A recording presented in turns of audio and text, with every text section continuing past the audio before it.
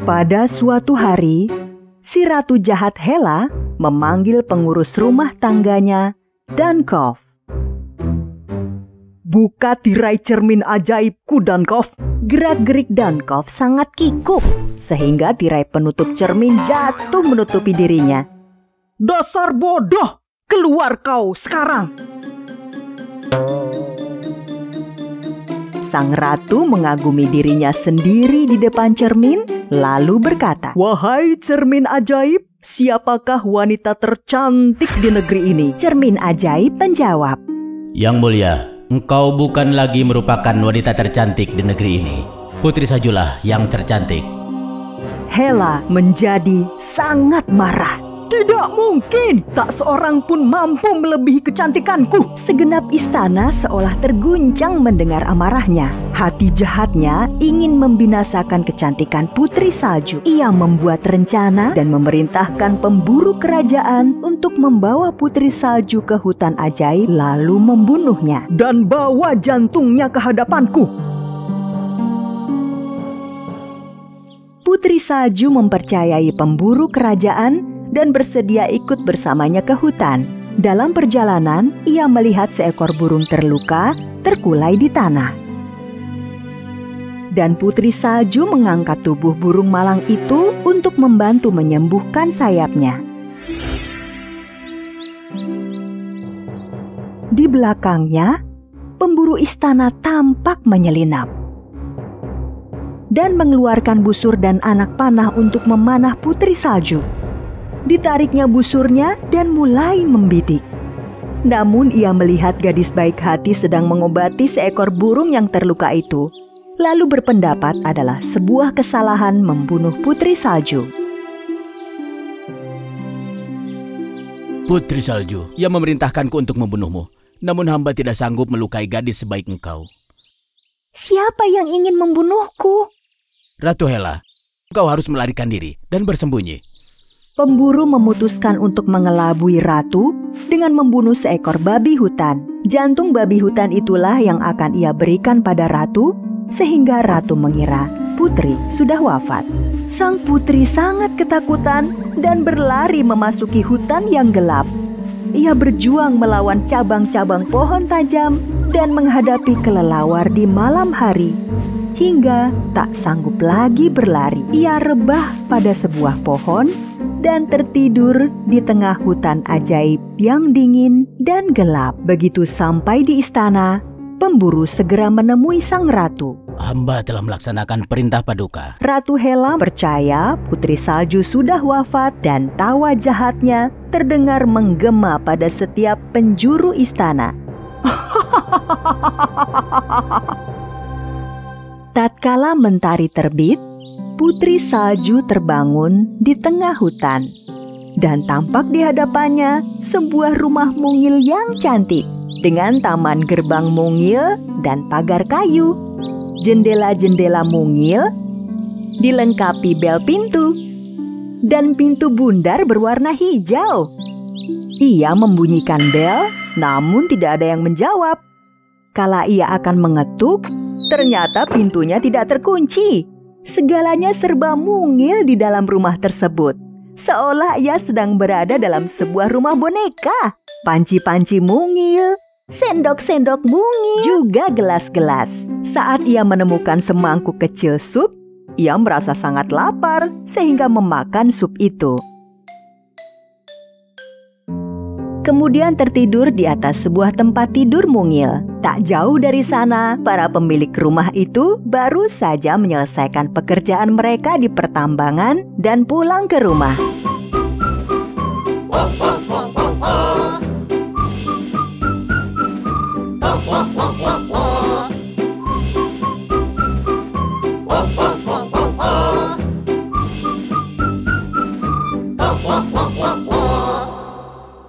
Begitu mereka masuk rumah, mereka merasa ada yang salah, sehingga mereka berjalan pelan-pelan dan berbicara dengan berbisik. "Shh. Seseorang telah memakan rotiku. Seseorang telah menggunakan piringku. Ada seseorang tidur di kasurku.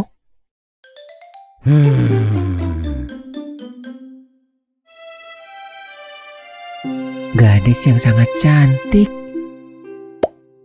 Waduh, lampunya. Tangkap lampunya. Tangkap. Tangkap lampunya. Waduh. Tangkap.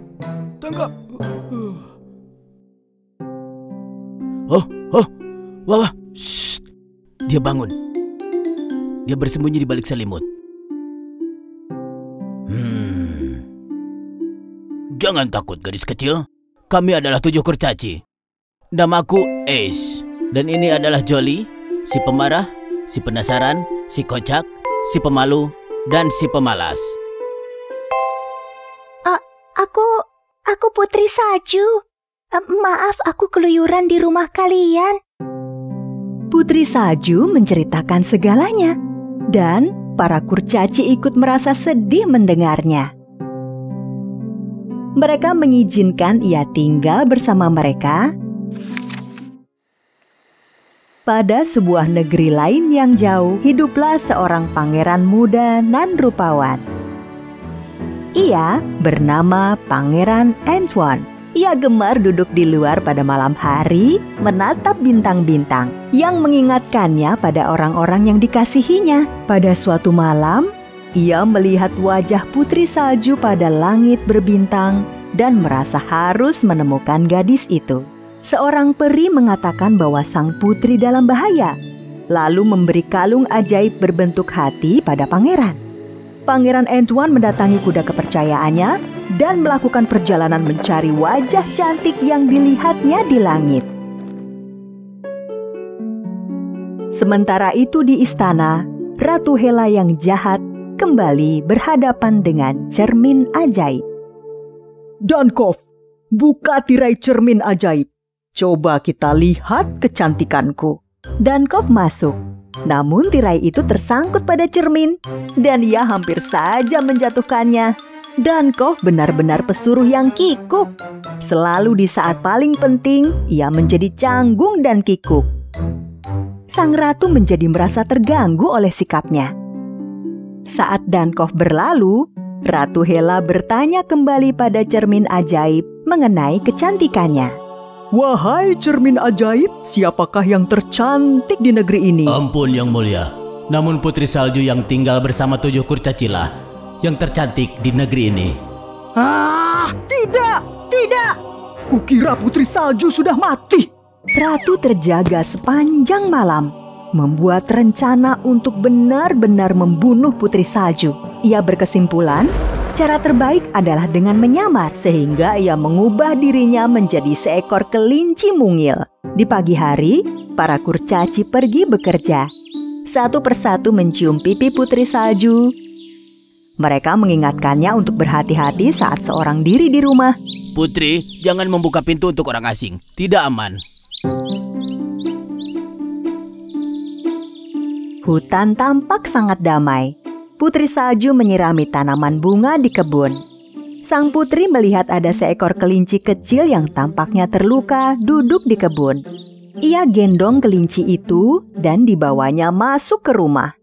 Ia membalut kaki kelinci yang terluka dan membiarkannya beristirahat di bawah sinar mentari di atas tempat tidur kurcaci. Kelinci kecil tampak tertidur. Namun begitu putri berlalu, si kelinci membuka mata dan melihat sekeliling.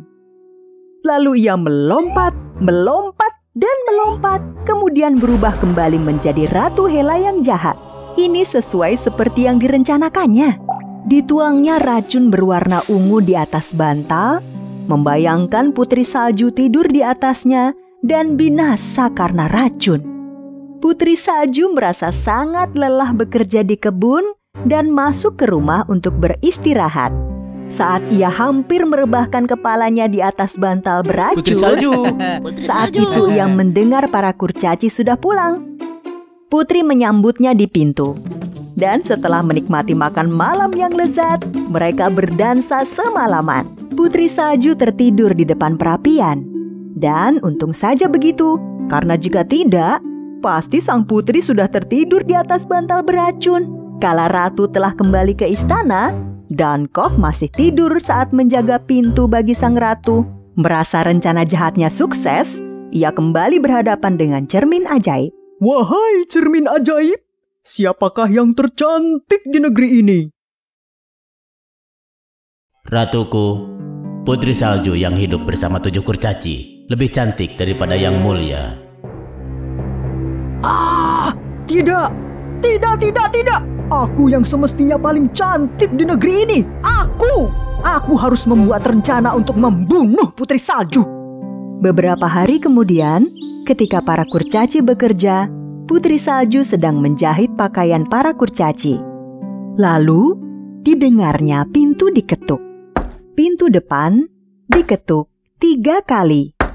Putri salju mengintip di balik pintu untuk melihat siapa yang mengetuk. Dan ternyata adalah seorang wanita buruk rupa membawa sekeranjang apel. Siapakah Anda? Aku seorang pedagang. Aku memiliki apel yang lezat, Nak. Berkenankah kau untuk mencicipinya? Pada awalnya, putri salju takut untuk membuka pintu. Namun ia menyukai apel merah. Ini, Nak. Kau nikmatilah, gadis cantik. Ini gratis untukmu. Putri salju menerima apel yang disodorkan si wanita tua dan mencicipinya. Apel tersebut sudah diberi racun. Putri terjatuh sebelum sempat berteriak minta tolong.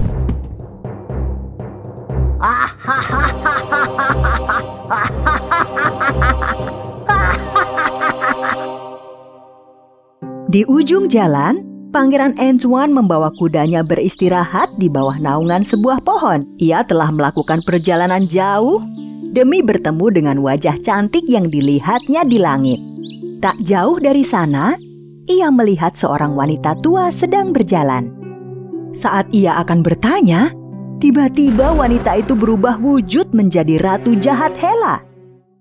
Pangeran dan kudanya sangat terkejut dan memutuskan untuk tidak jadi menanyakan jalan padanya. Pada tengah malam, kala para kurcaci tiba di rumah, mereka melihat putri salju terbaring kaku di lantai rumah. Mereka sangat sedih, hati mereka hancur berkeping-keping. Mereka membuat peti mati dari kaca untuk putri salju dan membawanya ke atas sebuah perahu menuju sungai terpanjang di negeri itu, agar semua orang mengetahui kecantikannya. Di hilir sungai, pangeran yang tengah melakukan perjalanan dengan kudanya melintasi pinggir sungai, memperhatikan wajah yang berada di peti kaca dalam perahu. Ia langsung dapat mengenali wajah gadis itu. Sang pangeran sangat sedih. Namun tetap dibukanya penutup peti tersebut. Diambilnya kalung ajaib dari kantungnya dan mengenakannya pada leher sang putri. Selamat jalan putriku, bersinarlah bagai bintang dimanapun kau berada. Namun saat itu juga, pangeran melihat putri salju bergerak. Kalung itu sungguh ajaib dan memberikan penghargaan pada pangeran akan kegigihannya dalam mencari wajah yang dilihatnya di angkasa. Putri salju hidup kembali. Saat putri terbangun, ia takjub melihat seorang pangeran tampan berdiri di sampingnya, menyelamatkan jiwanya. Ketika mereka tiba di tepian dan kembali ke istana putri salju, ia dan Pangeran Antoine menceritakan segalanya kepada raja. Begitu raja mengetahui apa yang telah dilakukan Ratu Hela kepada putri salju, raja mengusir Hela dari kerajaan. Raja mengunci cermin ajaib dan semua barang milik Hela di ruang bawah tanah istana.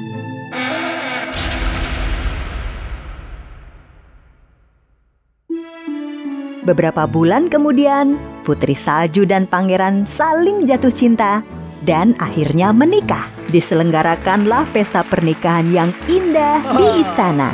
Mereka mengundang para kurcaci dan merayakannya. Mereka hidup bahagia selamanya.